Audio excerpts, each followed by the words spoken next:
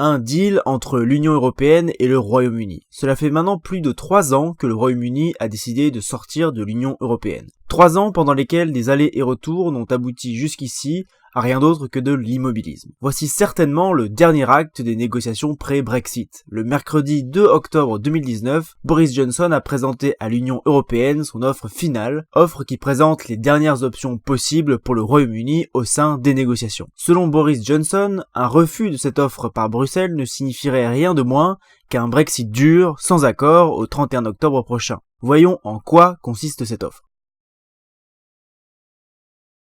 N'hésitez pas à liker et partager les vidéos de la chaîne si vous appréciez son contenu, ça participe au bon référencement de la chaîne dans les algorithmes de YouTube. L'offre finale du gouvernement britannique consiste principalement à proposer un nouveau mode de fonctionnement à propos du backstop irlandais, qui était le principal point d'achoppement dans les négociations jusqu'ici. En effet, l'Irlande du Nord, qui fait partie du Royaume-Uni, ne dispose pas aujourd'hui d'une frontière physique avec la République d'Irlande. Cette frontière fut supprimée en 1999 après les accords du Vendredi Saint de 1998, qui ont pu apaiser les tensions communautaires en Irlande du Nord entre catholiques nationalistes irlandais et protestants unionistes britanniques. À l'époque, étant donné que l'Irlande et le Royaume-Uni faisaient partie de l'UE et du marché commun, aucun problème concernant la circulation des marchandises n'avait été généré. Mais ce ne sera plus le cas avec la sortie du Royaume-Uni de l'UE. D'où les nombreuses propositions de mécanismes légaux afin d'éviter un retour d'une frontière physique en Irlande, tout en séparant les marchés britanniques et européens. Alors en quoi consiste cette nouvelle offre britannique du mercredi 2 octobre? Le point principal de cette offre britannique est que l'Irlande du Nord continuerait à appliquer les réglementations européennes sur les biens tout en restant au sein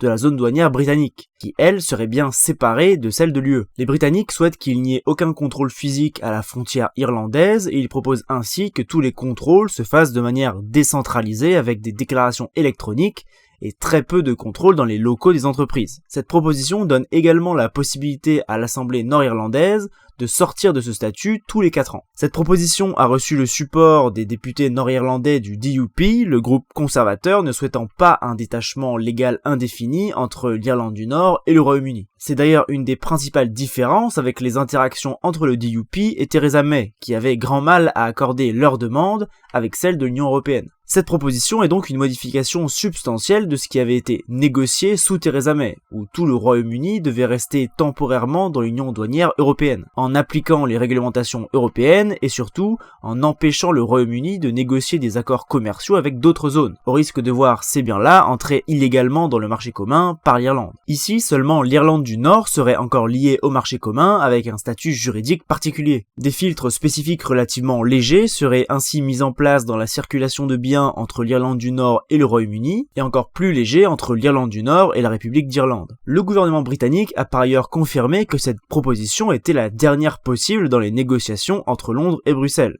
faisant comprendre à ses interlocuteurs qu'un refus signifierait une sortie sans accord au 31 octobre. Mais le moins qu'on puisse dire, c'est que cette annonce a été accueillie avec circonspection par les institutions européennes. Ainsi, Guy Verhofstadt, le président du comité de pilotage du Brexit du Parlement européen, a réagi en exprimant que ces propositions ne pouvaient pas constituer la base d'un accord. De son côté, Michel Barnier, le négociateur en chef de l'Union européenne pour le Brexit, a estimé que les déclarations électroniques et les contrôles à distance proposés par les Britanniques seraient tout simplement impossibles à mettre en place de manière satisfaisante. La demande principale des Européens sur le sujet de la frontière irlandaise est en effet que les biens qui passent la frontière respectent les réglementations européennes, et il semble que les contrôles allégés proposés par Johnson ne rentrent pas dans le cadre demandé du côté européen, du moins pour l'instant. Un autre point de tension se situe sur la possibilité pour l'Irlande du Nord de remettre en cause son statut particulier de manière unilatérale, sans possibilité ici de remettre en place des contrôles aux frontières du côté de l'UE, selon les termes de cette proposition. Michel Barnier a vu ces termes de cette proposition d'accord comme une sorte de piège, où l'UE serait, si elle acceptait la proposition en l'état, dépossédée de la maîtrise de ses frontières commerciales, ce qui semble à ce stade inacceptable du côté européen. La vraie question sera en fait de savoir à quel point les Européens seraient prêts à faire des concessions ou à renégocier certains points de cette proposition. En effet, Johnson a exprimé que le fait que l'Irlande du Nord respecte les règles européennes correspondait déjà à une concession de leur part, qui devait donc voir une concession identique du côté des Européens. Cela semble néanmoins assez mal parti au vu des premières réactions. Néanmoins, tout n'est pas encore joué, puisque les chefs d'État de l'Union européenne auront à débattre plus formellement de cette proposition lors du prochain Conseil européen des 17 et 18 octobre prochains. De plus, la question de savoir si Johnson continuera à ne pas appliquer la loi l'obligeant à demander un report du Brexit en cas d'échec des négociations est encore assez bizarrement entière.